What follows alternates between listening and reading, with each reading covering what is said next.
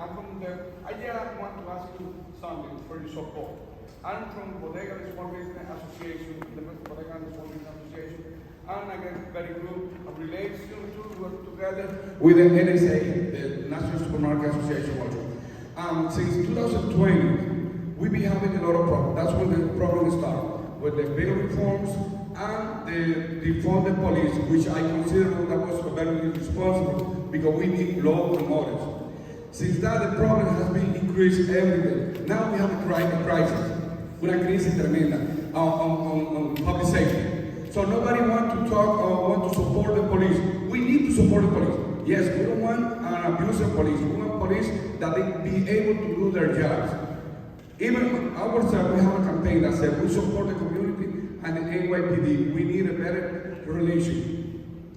So, the bodegas and the supermarket, we be losing a lot of money with shoplifting. Why? Because it's no consequence. So when losing a lot of money to what? A lot of money with the shoplifting. Shoplifting, you know, shoplifting. Stealing. All right, I'm sorry. Okay, stealing. So it's no consequence. They don't want to push charge. And we asking to the Alvin Bragg, Clark, none of the DA, they want to press charge against them. I was the one who bailed out Jose Albas, the guy, the store owner that he defended himself. And now that's the problem that we have. We have so much violence. No one is respecting the law. Everyone feels like they can do whatever they want because there will be no consequence. And we've been seeing that. And we see the working class, how afraid they are to go to take the train, to take the bus to go to work. And all of the store owners, how afraid they are when someone comes and they grab someone and they just turn a little violence. We let it go because we don't know if they got it armed, they got it guns. So we need our officer-elect to understand that their first duty should be the public safety of their community, of their constituents. But nobody has done it. Almost no political, they are like afraid to tackle that. And it's a huge problem. And then I will ask you, what should be policies to support and ask the DA, please press charge to all of those criminals. And remember, the criminal start with a little potato chip that they steal. If it's no consequence, they're gonna come for more. And that's how we create a monster that is a criminal and in turn to be a tragedy, as happened to Jose. Thank you. Thank you. I appreciate that. I think there's a lot that you had shared, so I want to make sure that I address some portions of this. First and foremost, I think there's a lot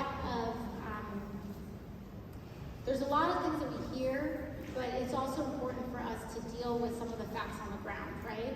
And so I think we all may have different opinions in how we deal with the problem, but let's at least look at some of the basic facts on the ground, and then we can have a conversation from there. First, I want to acknowledge that you and I have the same goal, which is making sure that people do not experience this violence, this shoplifting, any of it to begin with. Like, that is the shared goal. I think a lot of times people or positions can get mischaracterized as an incident happening, and people just thinking, like this idea that that some other or some folks with a certain opinion think that's okay. And like we're just going to just like let it happen, right? That's not what the situation is. But some of the facts on the ground, right? We hear on TV a lot about budgets going up and going down. And from what you hear on television, you would think almost every police precinct in America has had a reduction in funding, when actually almost the opposite is true. So in terms of the actual dollars that are allocated vastly in the city and across the country, these dollars are not, they may be allocated differently between departments, but the overall budget, over $11 billion, is enormous. It is more than other municipalities spend. I'm not here to convince you whether going up or down is the right thing to do. What I'm saying is that we are trying this approach, right? And we've tried this approach from the 90s to the 2000s to now. And what the data is bearing out is that the level of funding does not necessarily correlate tightly with solving the problem. And so if we aren't seeing haven't found a clear solution here, then what is the solution? And that's what we're trying to come together as a community to solve. Because if anything, and one of the fears that we've learned from the past is that there is a world, and again, it's not to say that there's no accountability, but there is a world where once you put a child, because when we look at where the age level of these transgressions, a lot of them are very young men. And a lot of it spiked after COVID, and from what we're hearing in the hospital, a lot of it has to do with the mental, social, and economic instability during COVID. So once you press charges on a child, they are then very often, with our court system, sucked into a life of crime. And not because this is who they are as a person, but because we make life so hard for a person once they leave.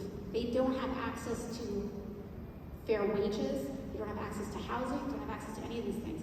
And listen, like, I'm from here, and I grew up knowing young men who sold drugs because their mom worked at McDonald's and it paid $7 an hour, and they were gonna get kicked out of their home, and you're 15 years old, and you don't know what else to do, and so you know, all of these conditions lead you there. So I think one of the things that we want to commit to is figuring out what does work.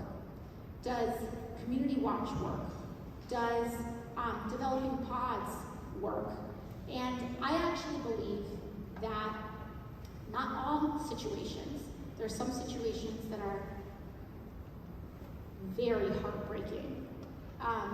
But with even smaller level things, they build up to bigger and bigger things, as you said.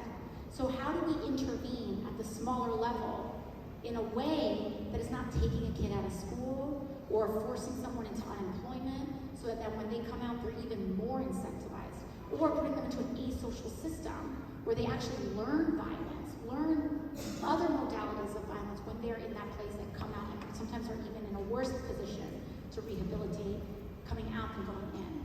And so that's the problem that I think we're trying to collectively solve. And I am more than happy to engage with you and engage with some of our community advocates to try to test new approaches and systems. And you'd really be surprised sometimes things that do seem soft can actually be profoundly effective. And a lot of this is also on all of us too, because I walk around my neighborhood and I see a lot of teenagers out. And also when we defund our youth employment program, so kids don't have jobs during the summer, and they're kind of like hanging out. Like, there are many different approaches and solutions to this problem. I'm more than happy to commit to work with you on it. We also work with a lot of our bodega owners in the Yemeni community as well, and so we're more than happy to connect and figure out, like, maybe we can try things that do work.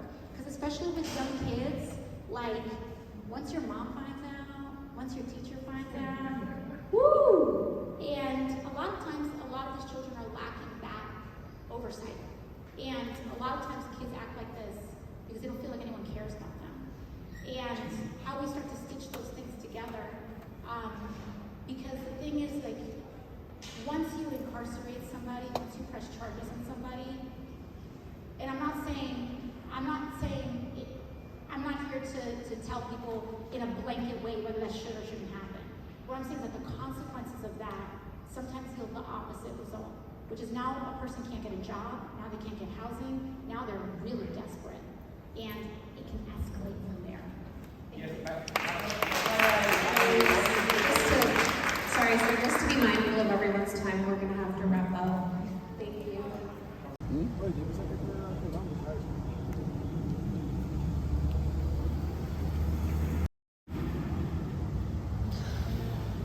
Okay, so you asked a question inside right. Okay, no problem. Yeah, we good? Okay. So you asked a question inside about why don't you restate your concerns that you brought up inside? All right.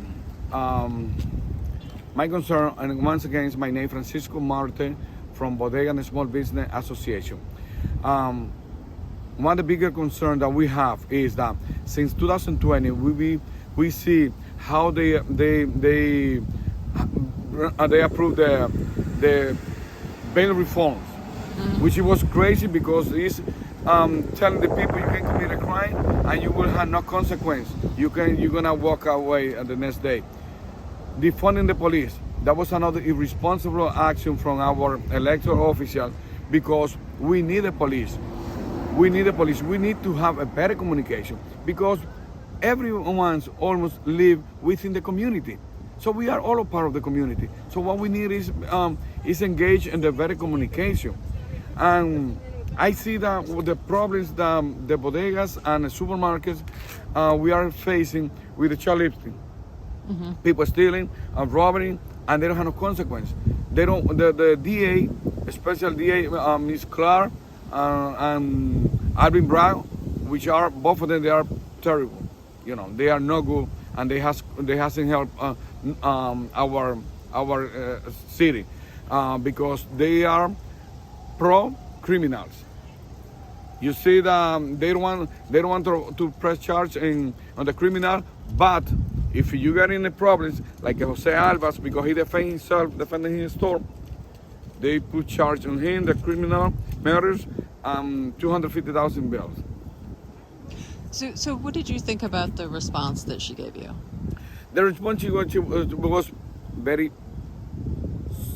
how I can say, vague. Words, yeah, because what she said, well, yes, because she didn't compromise like I asked.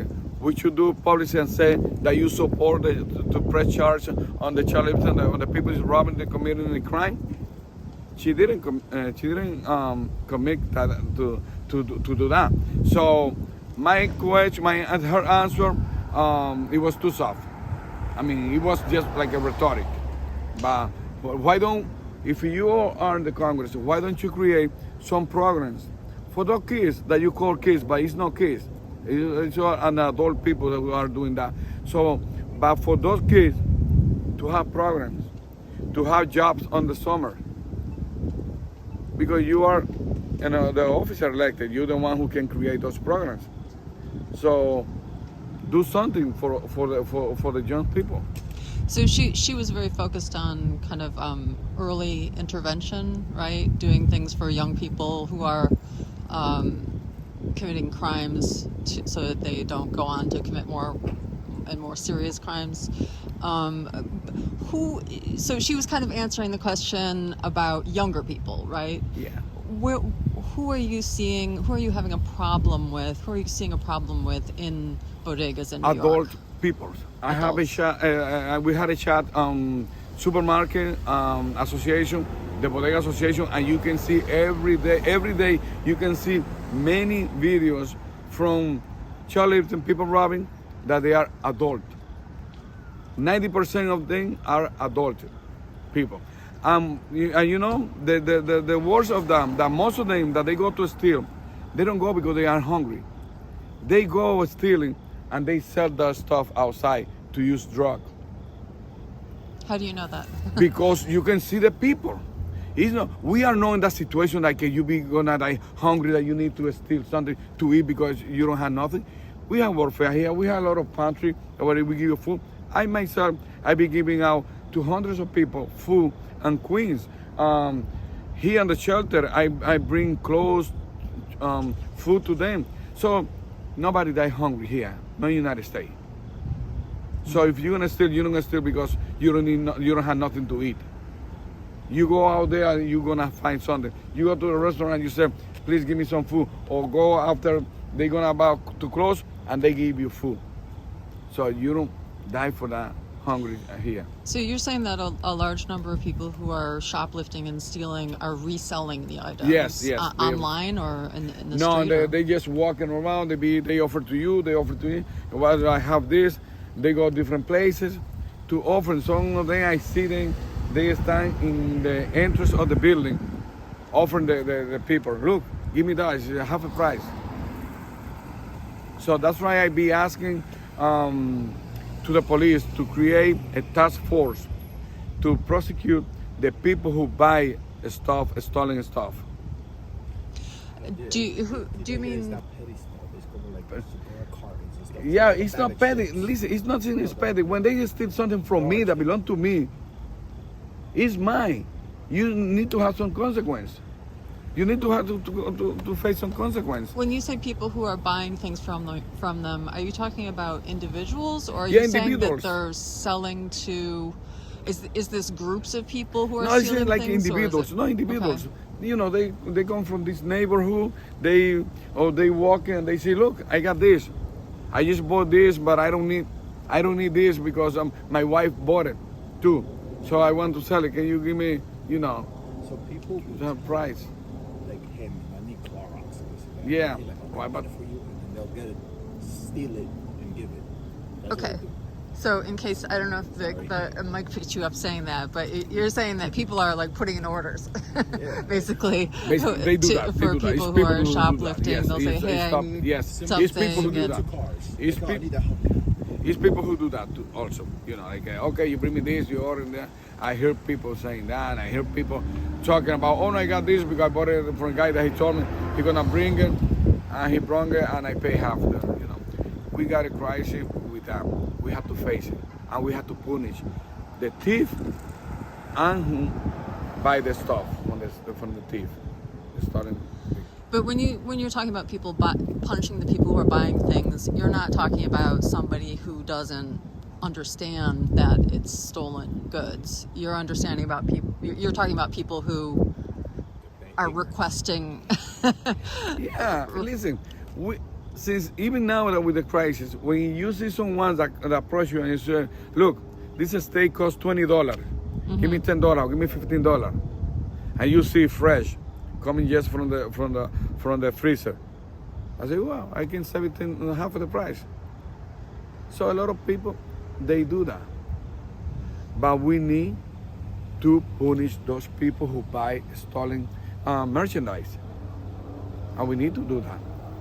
And that's what we're asking to the NYPD, to law enforcement, to create the task force to prosecute those people. Have you asked in some formal way? Have you gotten a response from the police department? No. Well, we met with Gemini organizations and with supermarket owners, and we start to talk.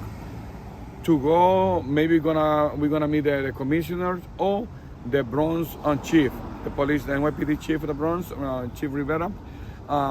We're gonna meet with them to ask them for that task force to be created. Okay. Is there anything else you wanted to say about it? Just let's come together, have the better communication, heal, and everyone's to work together and asking to your elected official to help to bring the public safety back. That's what we need. This is the greatest series in the world.